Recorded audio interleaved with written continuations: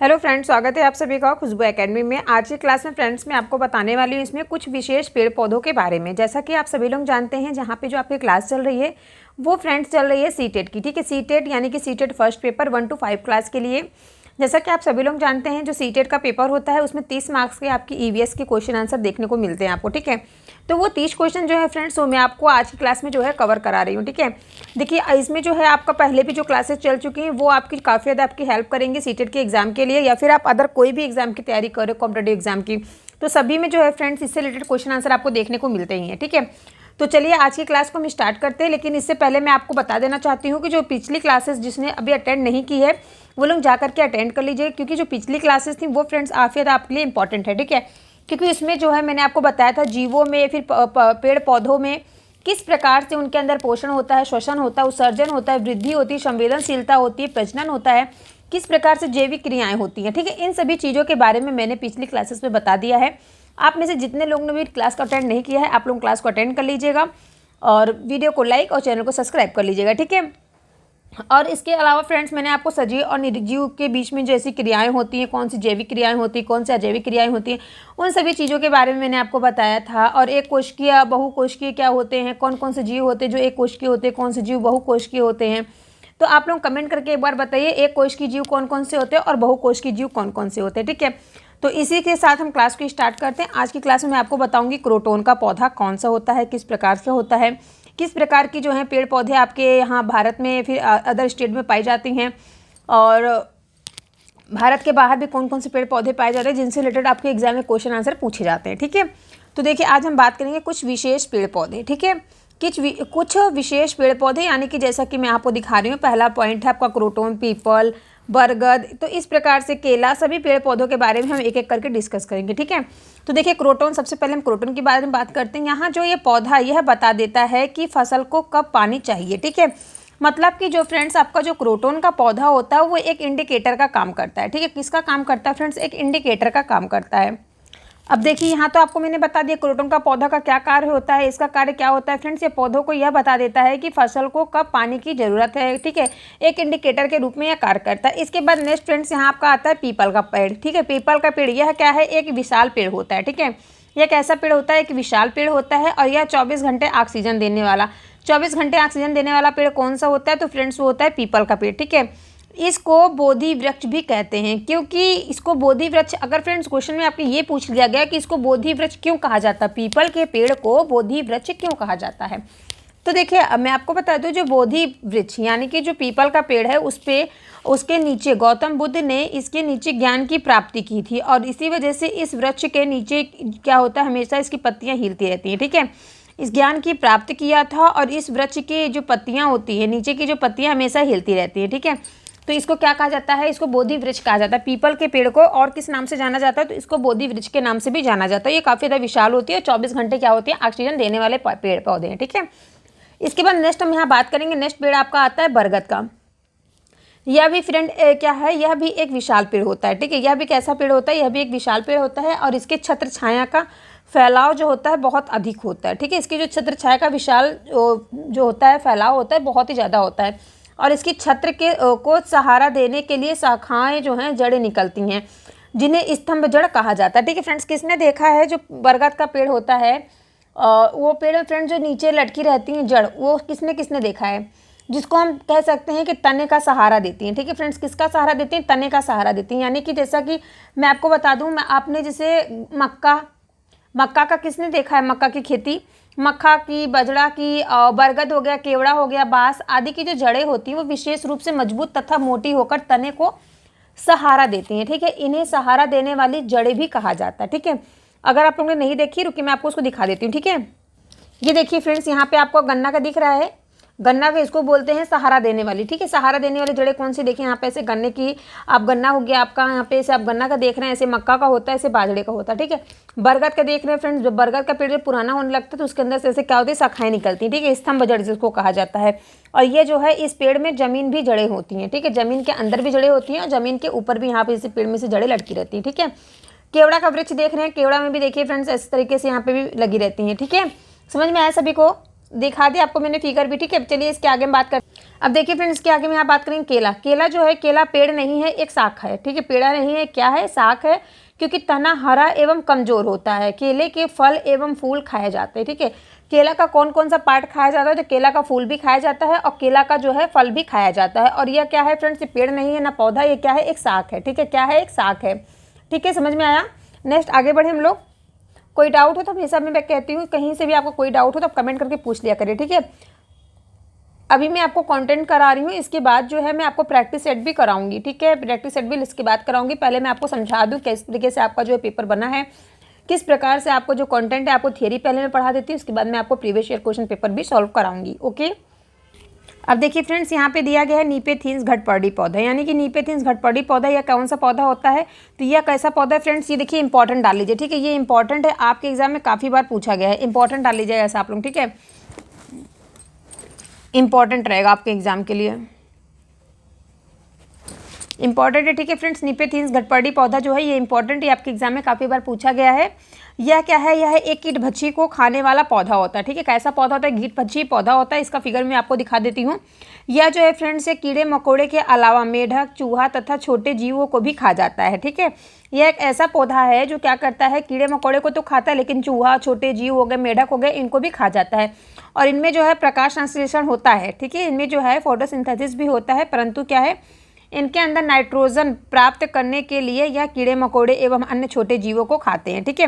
इनके अंदर नाइट्रोजन की कमी होती है, इसकी वजह से क्या करते हैं, कीट पौधों को खाते हैं, ठीक है, कीड़े मकोड़े को खाते हैं। और यह जो है लंबे घड़े के जैसा होता है, जिसके ऊपर क्या होता है, पत्ती नुमा ढक्कन लगा होता है।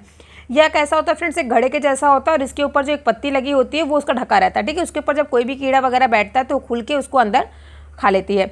और इसमें से क्या होती है, खुशबू निकलती है, ठीक है, जिससे कीड़े मकोड़े इसकी ओर क्या होते हैं, आकर्षित होते हैं और इसके घड़े में फंस जाते हैं और इसका शिकार बन जाते हैं, ठीक है। ये भी क्वेश्चन काफ़ी बार पूछा गया है आपके एग्जाम में कि इसके अंदर से खुशबू निकलती है, फिर इसके अंदर से आवाज़ आती है, ठीक है। तो आप लोग याद रखिएगा, जो घटपर्णी पौधा है उसके अंदर से क्या होती है, एक खास प्रकार की क्या होती है, खुशबू निकलती है, जिसके कारण क्या होता है, कीड़े मकोड़े इसकी ओर से आकर्षित होने लगते हैं, ठीक है, और घड़े में फंस जाते हैं और घड़े का क्या होते हैं, शिकार बन जाते हैं। यह फ्रेंड्स कहाँ पे पाए जाते हैं, तो मेघालय, भारत, ऑस्ट्रेलिया एवं इंडोनेशिया में पाया जाता है, ठीक है। घटपर्णी पौधा कहाँ पर पाया जाता है फ्रेंड्स, तो ये मेघालय, भारत, ऑस्ट्रेलिया एवं इंडोनेशिया में पाया जाने वाला पौधा है घटपर्णी पौधा, ओके। अब चलिए मैं इसको आपको ही फिगर दिखा देती हूँ। ये देखिए फ्रेंड्स, इस पौधे को क्या है, घटपर्णी पौधा कहा जाता है, ठीक है, पिचर प्लांट, ठीक है। इसको पिचर प्लांट भी कहते हैं, क्योंकि इसकी जो पत्तियां, यानी कि जो पत्तियां देख रहे हैं फ्रेंड्स, इसकी पत्तियों के आगे वाला भाग क्या होता है, लंबे घड़े के आकार जैसा होता है, देख रहे हैं, लंबे घड़े के आकार के जैसा है ना। और जैसा इसके ऊपर पत्तियों का ढक्कन लगा रहता है, देखिए ऊपर की पत्तियों का ढक्कन लगा रहता है और घड़े के ऊपर मीठा व खुशबूदार रस निकलता है, जिसके कारण क्या होता है, कीट पतंगे उसके मुख के पास ही फिसल कर अंदर चले जाते हैं, ठीक है। इसके मुंह के पास आते हैं, यहाँ पे बैठते हैं और फिसल के अंदर चले जाते हैं और इसका क्या होता है, शिकार हो जाते हैं। फिसल कर जब अंदर चले जाते हैं और उसका ढक्कन क्या होता है, बंद हो जाता है। जब इसके अंदर कोई भी पक्षी फिर कोई भी कीट अंदर जाता है तो क्या करता है, ढक्कन बंद करके उसको क्या करता है, खा जाता है, ठीक है। ठीक है फ्रेंड्स, समझ में आया सभी को इस पौधों के बारे में। ये क्या है, आपका घटपर्णी पौधा, ठीक है। अब देखिए फ्रेंड्स, यहाँ पे मैं आपको बताऊंगी रेगिस्तानी ओक के बारे में, यानी कि डिजर्ट्स ओक, ठीक है। ये भी आपका काफ़ी ज़्यादा एग्जाम में पूछा गया है, इंपॉर्टेंट रहेगा। यह जो है फ्रेंड्स, ये ऑस्ट्रेलिया के रेगिस्तान में पाया जाता है। कहाँ पर पाया जाता है, ये ऑस्ट्रेलिया के रेगिस्तान में पाया जाता है। और इस पेड़ की ऊंचाई कितनी होती है, तो इस पेड़ की ऊंचाई जो है फ्रेंड्स 4 मीटर होती है, ठीक है। ये जो रेगिस्तानी ओक है ये कहाँ पर पाया जाता है, ये ऑस्ट्रेलिया के रेगिस्तान में पाया जाता है। याद रखिएगा, ये कहाँ पर पाया जाता है, ऑस्ट्रेलिया के रेगिस्तान में पाया जाता है। याद करते हुए चलिए, साथ ही साथ इंपॉर्टेंट है आपके एग्जाम के लिए। इस पेड़ की जो ऊंचाई है लगभग कितनी होती है, 4 मीटर होती है, ठीक है। और इसकी जड़ें कैसी होती है, इसकी जड़ें जो होती हैं बहुत ही गहरी होती हैं, ठीक है। रेगिस्तानी ओक की जो जड़ें होती है काफ़ी ज़्यादा क्या होती हैं, गहरी होती हैं, परंतु इसकी पत्तियां जो होती हैं बहुत कम होती हैं, ठीक है। इसकी पत्तियां क्या होती हैं, बहुत कम होती हैं। और इसकी जड़ें जो होती हैं वृक्ष की ऊंचाई के लगभग 30 गुनी गहराई तक चली जाती है, ठीक है। क्या होती है, जो यहाँ पे मैंने आपको बताया रेगिस्तानी ओक के बारे में, इसकी जो जड़ें होती हैं वो वृक्ष की ऊंचाई के लगभग 30 गुनी जो होती हैं नीचे ज़मीन के अंदर गहराई तक चली जाती है, ठीक है। और इसके तने में पानी जमा रहता है। जब इस क्षेत्र में पानी की कमी होती है तब यहाँ के जो निवासी होते हैं इसके तने के अंदर जो पतला पाइप डाल करके उसका पानी निकाल कर उसको यूज़ में लेते हैं, ठीक है। ये जो है पेड़ आपको कहाँ पे मिलेगा, रेगिस्तानी ओक कहा जाता है इसको, डिजर्ट ओक कहा जाता है, ठीक है। डिजर्ट ओक कहा जाता है। और इसके जो देखिए फ्रेंड्स, इसकी जो जड़ होती है, यानी कि मान लीजिए जो पेड़ आपका 4 मीटर होता है ऊपर, वो 30 गुना नीचे, यानी कि 4 फीट ऊपर, तो 30 गुना 4 अगर 120 मीटर नीचे ज़मीन के गहराई तक जाता है इसकी जो जड़ें हैं, ठीक है। और जड़ों में क्या होता है, पानी एब्जॉर्ब किया रहता है। जब वहाँ पे पानी की कमी होती है तो उसके अंदर पतली पाइप डाल करके वो पानी को क्या होता है, निकाला जाता है। समझ में आया सभी को। ये जो आपका रेगिस्तानी है, आई होप आप सभी को समझ में आ गया होगा, याद कर लीजिएगा। कहाँ पर पाया जाता है, ऑस्ट्रेलिया के रेगिस्तान में पाया जाता है, ठीक है। इसके पहले मैंने आपको जो बताया घटपर्णी पौधा, वो मैंने आपको कहाँ पर बताया, वो कहाँ पर पाया जाता है फ्रेंड्स, याद रखिएगा। मेघालय, भारत में मेघालय में पाया जाता है और ऑस्ट्रेलिया एवं इंडोनेशिया में पाया जाता है, ठीक है। अब देखिए इसके बाद हम नेक्स्ट बात करेंगे खेजड़ी, ठीक है। खेजड़ी का पौधा, यह जो है फ्रेंड्स, यह भी रेगिस्तान में पाया जाता है। खेजड़ी का जो पौधा है ये भी कहाँ पर पाया जाता है, ये आपका रेगिस्तान में पाया जाता है। और इसकी लंबाई में जो है, इसकी लकड़ी में कीड़ा नहीं लगता। इसकी लकड़ी में क्या है फ्रेंड्स, कीड़ा नहीं लगता, ठीक है। खेजड़ी का जो पेड़ होता है इसमें क्या है, इसमें इसकी लकड़ी में कोई भी कीड़ा नहीं लगता है। और इसकी जो फलियों की सब्जियां बनती हैं, ठीक है, इसकी फलियां की क्या होती है, सब्जी बनती हैं। और इसकी छाल जो है वो दवा के रूप में प्रयोग की जाती है, कि ठीक है। इसकी छाल किसके रूप में प्रयोग की जाती है, दवा के रूप में प्रयोग की जाती है। और इसे ज़्यादा पानी की ज़रूरत नहीं होती है। जो खेजड़ी का पौधा होता है इसको पानी की ज़रूरत नहीं होती है, ठीक है। अब देखिए फ्रेंड्स, यहाँ पे मैं आपको बताऊंगी नीम के पेड़ के बारे में, ठीक है। जैसा कि आपको मैंने बताया निपेथेंस के बारे में, खेजड़ी का बताया, रेगिस्तानी ओक के बारे में बताया, ठीक है। ये सभी जो इंपॉर्टेंट रहेगा आपके एग्जाम में पूछा जाएगा, ठीक है। अब देखिए यहाँ पे मैं आपको नीम का बताती हूँ। यह कैसा है, यह एक पतझड़ वृक्ष है, ठीक है। नीम का जो पेड़ है यह एक पतझड़ वृक्ष होता है। इसमें क्या होती है, मूसला जड़ होती है। इसमें किस प्रकार की जड़ पाई जाती है नीम के पेड़ में, तो इसमें मूसला जड़ पाई जाती है, ठीक है, इंपॉर्टेंट रहेगा। और इसमें क्या होती है, इसके जो फल होती हैं उसको क्या कहा जाता है, निम्बोली कहा जाता है, ठीक है। नीम के पेड़ में जो फल पाया जाता है उसको क्या कहते हैं, उसको निम्बोली कहते हैं। और आयुर्वेद के अनुसार यह एक उपयोगी वृक्ष है और इसके उपयोग से रोग प्रतिरोधक क्षमता बढ़ती है, और रोग प्रतिरोधक क्षमता भी बढ़ती है और कई बीमारियों में यह उपयोगी है, ठीक है। यह कई बीमारियों में क्या होती है, उपयोगी है। और इसे जैविक कीटनाशक का उत्पादक माना जाता है। इसको किसका उत्पादक और कीटनाशक माना जाता है फ्रेंड्स, इसलिए जो है जैविक कीटनाशक या उत्पादक माना जाता है, ठीक है। इसका जो है मेडिकल पर्पज में काफ़ी ज़्यादा यूज किया जाता है। यह एक पतझड़ वृक्ष है, याद रखिएगा, आपके एग्जाम के लिए काफ़ी ज़्यादा इंपॉर्टेंट रहेगा, ठीक है। अब इसके बाद देखिए यहाँ पे जो है फ्रेंड्स, मैंने आपको बता दिया क्या जो बताया मैंने फ्रेंड्स, आई होप आप सभी को समझ में आया होगा। निपेथिंस घटपर्णी पौधा इंपॉर्टेंट है आपके एग्जाम के लिए, रेगिस्तानी ओक हो गया, खिजड़ी हो गया, नीम का पेड़, ठीक है। और देखिए फ्रेंड्स, यहाँ पे मैंने जो आपको बताया कुछ विशेष पौधे पेड़, ठीक है, कुछ विशेष पेड़ पौधे मैंने आपको बताया, क्रोटोन, पीपल, बरगद, केला, नीम, इन सभी पेड़ पौधों के बारे में मैंने आपको बताया। आई होप अगर आपके एग्जाम में पेड़ पौधे से रिलेटेड क्वेश्चन आ गया तो आप सभी लोग कर लेंगे, ठीक है। अब चलिए इसके बाद जो है हम नेक्स्ट स्टार्ट करते हैं। अब देखिए फ्रेंड्स, यहाँ पे हम बात करेंगे क्षेत्र के आधार पर पौधों के प्रकार। मरुद्भिद पौधे किसे कहते हैं, तो जिसको हम बोलते हैं क्या फ्रेंड्स, जीरोफाइट्स, ठीक है। ये पौधे कैसे होते हैं, ये पौधे मरुस्थल रेगिस्तान जैसे क्षेत्र में पाए जाते हैं, ठीक है। ये पौधे कहाँ पाए जाते हैं, तो ये मरुस्थल रेगिस्तान जैसे क्षेत्र में पाए जाते हैं। और इसकी जड़ें क्या होती हैं, काफ़ी लंबी होती हैं और इनमें पत्तियाँ जो होती हैं छोटी छोटी होती हैं, या फिर हम कह सकते हैं कि इसकी पत्तियाँ कैसी होती हैं, कांटों का रूप ले लेती हैं, जिससे वाष्पोत्सर्जन क्या होता है, कम होता है, ठीक है। नागफनी जो होती है फ्रेंड्स, नागफनी कैक्टस में तना हरा एवं गूदेदार होता है, ठीक है। नागफनी के जो पौधे होते हैं वो कैसा होता है, तना हरा होता है और गूदेदार होता है और उसकी मोमी परत से ढका होता है। इससे क्या होता है, इसके तने ही प्रकाश संश्लेषण करते हैं। जैसे कि आपको मैं बता दूं कौन से पौधे जो आपके मरुद्भिद पौधे होते हैं, तो बबूल, कीकर, कैक्टस, ओके। देखिए एक चीज़ मैं आपको और बता दूं, देखिए यहाँ पे दिया है ना मरुस्थली पादप, जिसको हम क्या कहते हैं, जीरोफाइट्स, यानी कि ये पौधे कहाँ पाए जाते हैं, ये पौधे जो है रेगिस्तान। अब देखिए फ्रेंड्स, मैं आपको यहाँ बता रही थी तना, जैसे तना जो इसका होता है मांसला, चपटा एवं हरा एवं स्पंजी हो जाता है, ठीक है। और स्पंजी हो जाता है जो कि क्या होता है, जो कि भोजन बनाने के साथ जल संचित करने का भी कार्य करता है, जैसे कि नागफनी। अब देखिए इसके आगे हम बता दें, जड़ तंत्र अत्यधिक फैला होता है। इसका जड़ तंत्र कैसा होता है, अत्यधिक फैला होता है और भूमि में जल प्राप्त करने के लिए अधिक गहराई में जाता है। जैसे कि एक सेकंड में आपको दिखाती, देखिए यहाँ पे आप देख रहे हैं ना, इसका जो जड़ होता है, ठीक है, इसका जो जड़ और तंत्र होते हैं वो अत्यधिक फैले होते हैं, ठीक है। देख रहे हैं ऐसे का इसका जड़ देखिए काफ़ी ज़्यादा फैला हुआ, नागफनी का देख लीजिए, घिक्वार का देख लीजिए, ठीक है। ये क्या होते हैं, काफ़ी ज़्यादा क्या होते हैं, नीचे जो होते हैं वो फैले हुए होते हैं और भूमि में जल प्राप्त करने के लिए अधिक गहराई में जाता है, ठीक है, अधिक गहराई में जाता है और जल को प्राप्त करने के लिए। अब देखिए इसके अंदर जो वाष्पोत्सर्जन की क्रिया होती है वो कम करने के लिए पत्तियां जो होती है वो मांसाल या कांटों या सल्कों के रूप में पाई जाती है। जैसे कि आप देख रहे हैं कांटे, इसमें कांटे, इसमें कांटे, इसमें सभी में क्या है, कांटे पाए जा रहे हैं, ठीक है। इन सभी में क्या होता है, इन सभी में वाष्पोत्सर्जन की क्रिया को कम करने के लिए पत्तियां जो होती है वो मांसल या कांटों या साल के रूप में पाई जाती हैं, जैसे कि नागफनी, घिक्वार, सातवार, भड़भंडा आदि, ठीक है, सभी समझ में आ गया। और पत्तियों में क्या होते हैं, रंध्र, यानी कि जिसको स्टोमेटा गड्ढे में धंसे रहते हैं, ठीक है, जिसमें क्या होता है, जिससे क्या होता है, जिससे वाष्पोत्सर्जन कम होता है। और जैसे कि कनेर का पौधा, ठीक है, इसके बाद कीट तथा पक्षी जो होते हैं हवा में उड़ते हैं। इन जंतुओं में उड़ने हेतु अनेक प्रकार के अनुकूल होते हैं। ठीक है, अब चलिए इसके बाद हम जानते हैं समोद्भिद पौधे यानी कि मीसोफाइट्स किसे कहते हैं। ठीक है, देखिए मीसोफिट्स यहाँ पे दिया गया है। ये पौधे कैसे होते हैं, ये पौधे जो है खेती योग्य जमीन में पाए जाते हैं।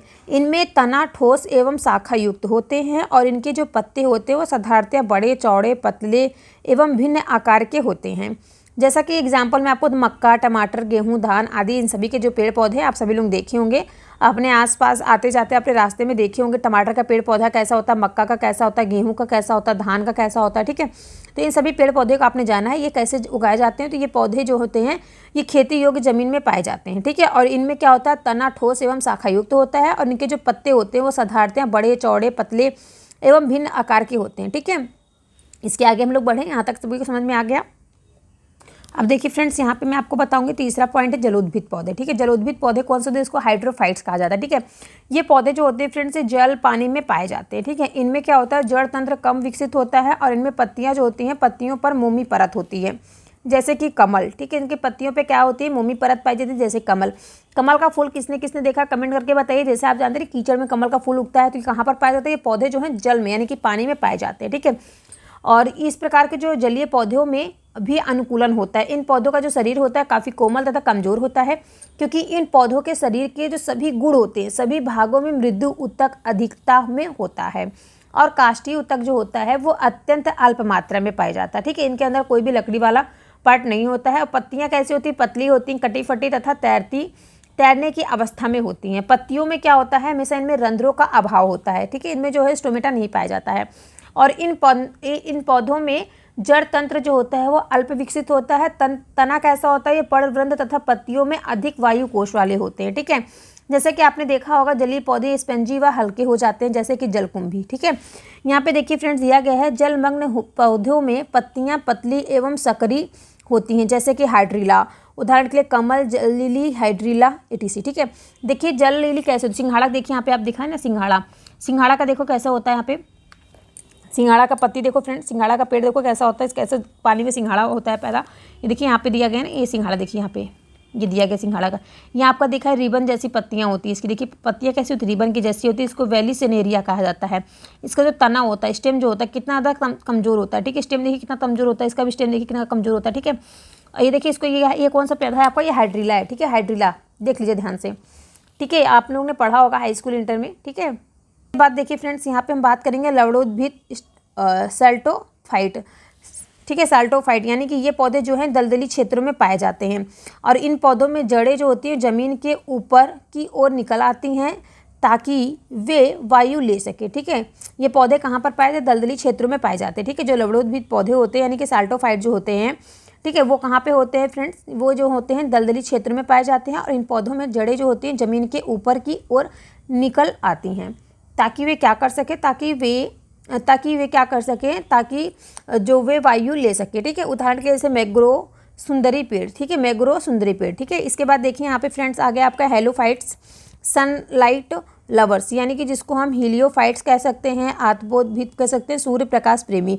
ये पौधे कैसे होते हैं, ये केवल सूर्य के प्रकाश में अच्छी तरह से विकसित होते हैं जैसे कि ये पर्वतीय चारागाह एवं घास स्थल आदि में पाए जाते हैं। ठीक है फ्रेंड्स, ये कहाँ पे पाए जाते हैं, सनलाइट लवर जो पौधे होते हैं जैसे कि मुल्लीन, गुलाब, सूरजमुखी। ठीक है, ये सभी पौधे क्या जो होते हैं फ्रेंड्स, सूरज निकलता है उस टाइम पे क्या होते हैं, ये खिलते हैं। ठीक है, समझ में आया। इसके बाद एक पौधा और आपका बचता है जिसको हम सैक्योफाइट्स कहते हैं। ठीक है, सैक्योफाइट्स जो होते हैं ये छाया में उगते हैं। देखिए यहाँ पे दिया गया है सैक्योफाइट्स पौधा कौन सा होता है, ये जो होते हैं फ्रेंड्स छाया में उगते हैं, उदाहरण के जैसे आर्किड, फर्न, काली मिर्च आदि। ठीक है, अब देखें यहाँ पे जो आपका पादप जगत यानी कि प्लांट जो होता है, प्लांट किंगडम यहाँ पे आपको खत्म होता है। इसके बाद मैं आपको बताऊंगी जंतु जगत यानी कि फोना के बारे में। ठीक है, अब देखिए फ्रेंड्स, मैं आपसे एक चीज़ पूछना चाहती हूँ, यहाँ तक कि सभी को समझ में आया, किसी को कोई डाउट हो तो कमेंट करके पूछ लीजिएगा। आई होप आप सभी को मेरी जो क्लास है समझ में आया होगा अच्छे से। कहीं से कुछ भी डाउट हो तो आप कमेंट करके हमसे पूछिएगा।